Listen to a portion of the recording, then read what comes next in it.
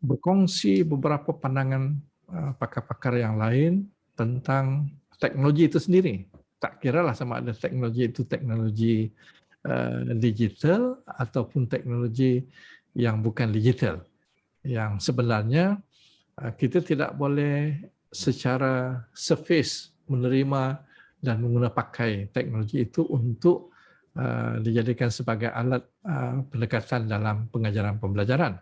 Kerana umpamanya contohnya dalam quotation yang pertama yang saya ambil itu, technology never made up for a lack of good teachers or good principles.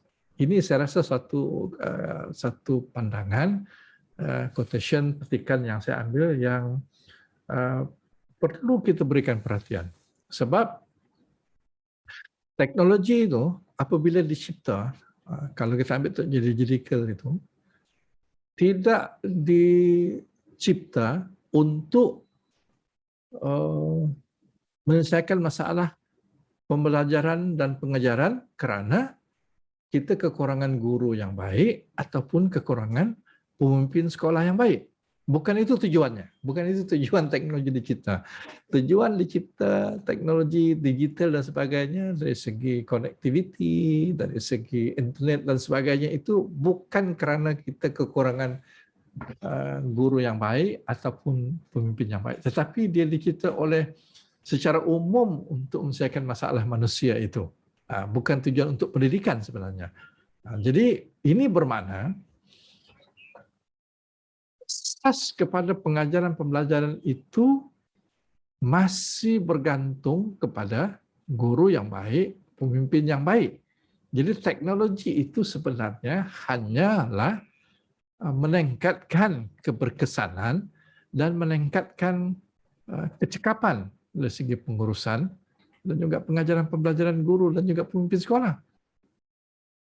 Jadi tanpa teknologi sebenarnya pun boleh berlaku pengajaran pembelajaran yang baik. Boleh berlaku pengurusan pendidikan yang baik oleh seorang ketua. So, jadi jangan kita menganggap bahawa teknologi itu mengganti guru yang tidak berkesan atau dia mengganti pemimpin sekolah yang tidak berkesan. Bukan itu tujuannya. Jadi prerequisite kepada pengajaran pembelajaran yang baik itu ialah mestilah kita perlu mempunyai guru yang baik dan pemimpin yang baik. Pemimpin pendidikan yang baik. Itu prerequisite-nya. Jadi teknologi itu hanya membantu untuk meningkatkan keberkesanan guru dan juga keberkesanan pemimpin sekolah. So, jadi dia, sebab itu dalam petikan yang kedua itu dia mengatakan bahawa technology is a pedagogical catalyst. Pedagogical catalyst, pemangkin kepada pedagogi. Dia mengatakan bahawa technology, it can make a good classroom practices great. And at the same time, it can make a bad classroom practices even worse. Ini yang dia ada kaitan dengan yang pertama tadi itu. Maknanya, dia pemangkin. Sama ada dia pemangkin kepada yang baik atau pemangkin kepada yang tidak baik. Either way, dia tidak boleh menggantikan. Disebut yang pertama tadi, guru yang tidak baik itu digantikan oleh teknologi. Menyebabkan pengajaran. Bukan begitu. Jadi teknologi itu dia non-committal, maknanya tidak ke sana dan tidak ke sini, tapi dia hanya catalyst. Kalau dia baik, dia boleh jadi tambah lebih baik. Kalau dia teruk pengajaran pembelajaran itu, dia akan boleh makin teruk. Sebab dia bergantung kepada guru, bukan bergantung kepada teknologi. Dia hanya ada enabler. Dan ada satu buku lagi yang saya baca, dia mengatakan bahawa secara umumnya teknologi itu dia boleh menyebabkan sifat-sifat buruk manusia yang dalam diri manusia itu di-amplify oleh teknologi, dan dalam masa yang sama boleh juga teknologi itu amplify, meningkatkan ciri-ciri baik manusia yang dalam diri dia. So, dalam diri kita ada ciri yang baik, ada ciri yang tidak baik. So, teknologi itu kalau digunakan, disalahgunakan, boleh meningkatkan ciri-ciri yang tidak baik dalam diri kita, dan kalau betul penggunaannya, boleh meningkatkan ciri-ciri yang baik dalam diri kita juga. So, jadi terpulang kepada kita untuk memanfaatkan. Sama juga yang tadi itu, dari segi pedagogi, dia hanya pemangkin. Dia boleh jadi amplify, pemangkin kepada yang positif, atau boleh amplify atau pemangkin kepada yang negatif. So, jadi berbalik kepada kita, berbalik kepada guru itu untuk menentukan pengajaran pembelajaran. Ingat, teknologi itu sama ada teknologi digital, dia hanyalah enabler. Dan yang ketiga ni, petikan ini saya ambil daripada pendapat Michael Fullan, salah satu daripada tokoh pendidikan dalam bidang kepimpinan dan juga perubahan dalam pendidikan. Dia mengatakan bahawa teknologi gives immediate access to information anytime, anywhere. But, dia kata, it does not necessarily make you smarter. This is very powerful statement.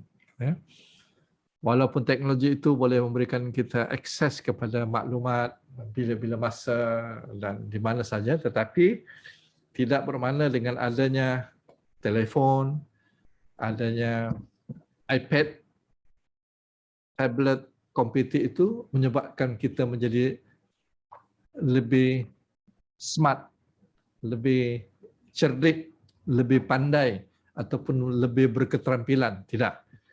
It does not necessarily make you smarter. So must remember, dia ada prerequisite lain yang boleh menjadikan kita smarter. Sebab itu, sebagai manusia, prerequisite ini dia tidak bergantung kepada teknologi. Dia bergantung kepada ciri kita sebagai seorang manusia yang menjadikan kita smart. Teknologi hanya membantu kita. Sekali lagi, teknologi itu hanya membantu kita. Dan dia bagi contoh, umpamanya, dengan adanya teknologi ini, dia menyebut, dan pada saya ini juga menarik, one approach to integrating technology is a flip classroom. Okey, cuba ambil perhatian yang ini. Dalam flip classroom, where lectures ataupun teaching and learning are watched at home and homework is completed in class. Dalam keadaan konvensional, pengajaran pembelajaran itu berlaku di bilik darjah fizikal, kerja rumah itu dibuat di rumah.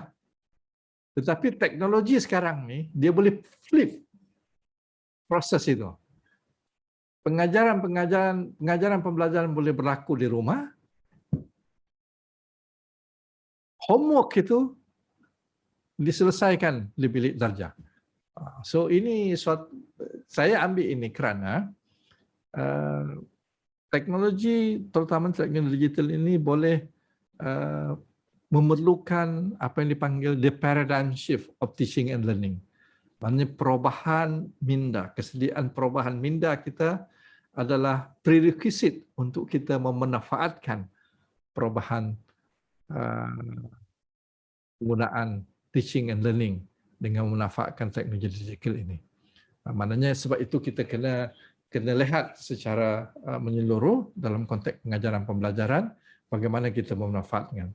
Sebab itu beliau mengatakan teachers becomes activities or change agents. Student become partners and learning. Dalam konteks ini maknanya murid tidak menerima sedemikian saja tetapi mereka menjadi partner and learning, and technology fuels, maknanya boleh menambah keberkesanan communication dan juga collaboration di antara guru dan murid. Ini di antara peringatan yang perlu kita fahami dalam konteks penggunaan teknologi dalam pengajaran pembelajaran. Teknologi itu tidak immediately merubah proses pengajaran pembelajaran menjadi baik dan juga tidak menjadikan kita menjadi lebih berkesan jika sekiranya kita masih mengamalkan ciri-ciri yang tidak sesuai sebagai seorang guru. Jadi pokoknya teknologi itu hanya enabler dan dia hanya boleh amplify benda-benda yang bermanfaat yang ada dalam diri kita jika kita gunakan dengan cara yang betul.